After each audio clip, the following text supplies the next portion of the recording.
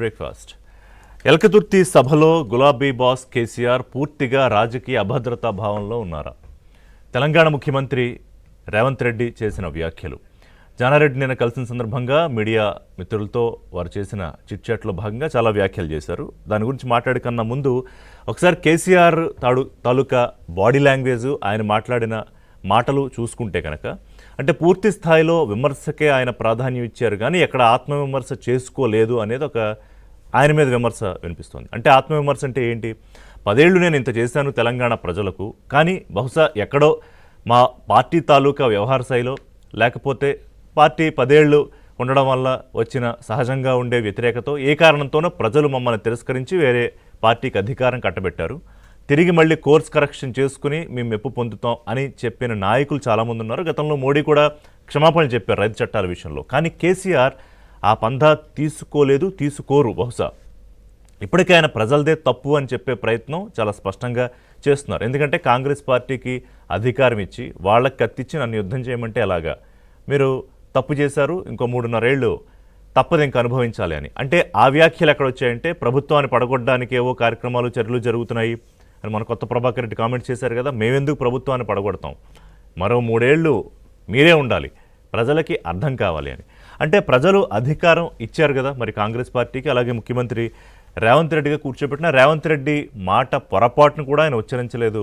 ఆర్థిక శాఖ మంత్రిని పేరు పలకపోయినా ఏదో విమర్శ కోసం ఆయన ప్రస్తావన తీసుకొచ్చారు. దాని మీద ఇంకో చర్చ జరుగుతుంది. ఏంటంటే ఆయనకు ఉజ్జి కాంగ్రెస్ పార్టీలో మల్లుభట్టి విక్రమార్క అని చెప్పి ప్రయత్నం చేశారా కేసీఆర్, అది కూడా ఒక చర్చ జరుగుతుంది. దానికి తగ్గట్టు కాంగ్రెస్ పార్టీలో ఎప్పుడు చేసుకునే విమర్శలు ఉంటాయి. అంటే ముఖ్యమంత్రి స్థాయి ఎవరు అని కాంగ్రెస్ పార్టీలోనే కొంతమంది మాట్లాడతారు. దాని గురించి కూడా మాట్లాడదాం. ఇక్కడ ఏంటంటే ప్రజలు అధికారం ఇచ్చిన తర్వాత ప్రజలదే తప్పు అంటే అదే ప్రజలు ఒప్పుకుంటారా అనేది ఒక చర్చ. అలాగే చంద్రబాబు నాయుడు ప్రస్తావన తీసుకొచ్చారు. ఇక్కడ మాట్లాడుకోవాల్సిన విషయం ఏంటంటే కేసీఆర్ అదే స్కూల్ నుంచి వచ్చారు, చంద్రబాబు స్కూల్ నుంచే. అలాగే ఆయన ఉద్యమం ఛాంపియన్గా నిలబడ్డారు. తెలంగాణ రాష్ట్ర కళ సాకారం అవ్వడంలో అవునన్నా కాదన్నా కేసీఆర్ది కీలక పాత్ర. అదే స్కూల్ నుంచి వచ్చారు ఇప్పుడు ముఖ్యమంత్రిగా ఉన్న రేవంత్ రెడ్డి.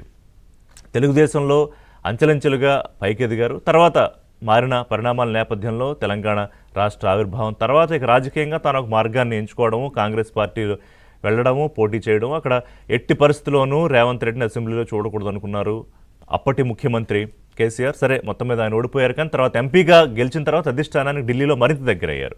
అది పీసీసీ చీఫ్ని చేసింది, ఆ తర్వాత పార్టీ అధికారంలోకి వచ్చాక ముఖ్యమంత్రి చేసింది. ఈ వాస్తవాల్ని అర్థం చేసుకోలేక కాదు కేసీఆర్, కానీ ఆయనకి యాక్సెప్ట్ చేయడానికి ఇష్టం లేదా? నిన్న ముఖ్యమంత్రి మాటల్లో చూస్తే కేసీఆర్ పూర్తిగా అభద్రతా భావంలో ఉన్నారు. అలాగే కాంగ్రెస్పై ఉన్న అక్కసు వెళ్ళగక్కారు తప్ప బీఆర్ఎస్ను ప్రజలు నమ్మే పరిస్థితి లేదు. అసెంబ్లీలో బీఆర్ఎస్ తరఫున తన పిల్లల్ని పంపిస్తున్నానన్నారు. మరి పిల్లల్ని ఎందుకు పంపిస్తున్నారు? వాళ్ళకి సమాధానం చెప్పలేకపోతున్నాం అన్నప్పుడు వాళ్ళని ఎందుకు పంపుతున్నారని. అలాగే కేసీఆర్తో పాటు మోదీని కూడా తీసుకొచ్చారు. వాళ్ళిద్దరూ అవసరాలకు తగ్గట్టుగా మాటలు మారుస్తారు రాజకీయాల్లో అని. ఇందిరాగాంధీ ప్రస్తావన ఎందుకు తీసుకొచ్చారనేది ఆసక్తికరం. వాళ్ళు మాట్లాడదాం. అంటే ఒక దేశాన్ని ఓడించిన యోధురాలు ఇందిరాగాంధీ. బహుశా మొన్న ఆయన పీఓకే విషయంలో మోదీకి పూర్తి స్థాయిలో సపోర్ట్ ఉంటామని చెప్తూ అవసరమైతే మీరు ఏ చర్యలను తీసుకుని 2 ముక్కలు చేసి పీఓకేని వెనక్కి పట్టుకొచ్చేయండి అన్నారు. బహుశా ఆ కాంటెక్స్లో ఉన్నారా? మాట్లాడదాం. ఇక ప్రభుత్వ పాలనపై ఇప్పుడు ఎందుకు అసలు చర్చ ఉంటుంది? ప్రభుత్వం ఏర్పాటే ఏడాదిన్నర, అందులో మీరు ఖజానాను లూటీ చేసేసి మాకు వదిలిపెట్టాక దాన్ని కరెక్షన్ చేయడానికి ఏడాది పట్టింది. కొంతమంది అధికారులు ఇష్టం ఉన్నా లేకపోయినా తప్పక ఆప్షన్ లేక కొనసాగిస్తున్నాం, ఎందుకంటే వాళ్ళకి అందులో ఎక్స్పర్టైజ్ ఉంది. అలాగే గత ప్రభుత్వంలో ఏం అవకతవకలు జరిగాయో వ్యవహారాలు ఉన్నాయి, మరి అవన్నీ తేవాలాలి కాబట్టి అధికారులు ఉండక తప్పదనే అర్థంలో కూడా ముఖ్యమంత్రి మాట్లాడారు. అలాగే ఓపికతో ఉంటే పదవులు ఎలా వస్తాయనే విషయం కూడా చెప్పారు. పార్టీలో క్రమశిక్షణగా లేకపోతే ఏం జరుగుతుందో కూడా చెప్పారు.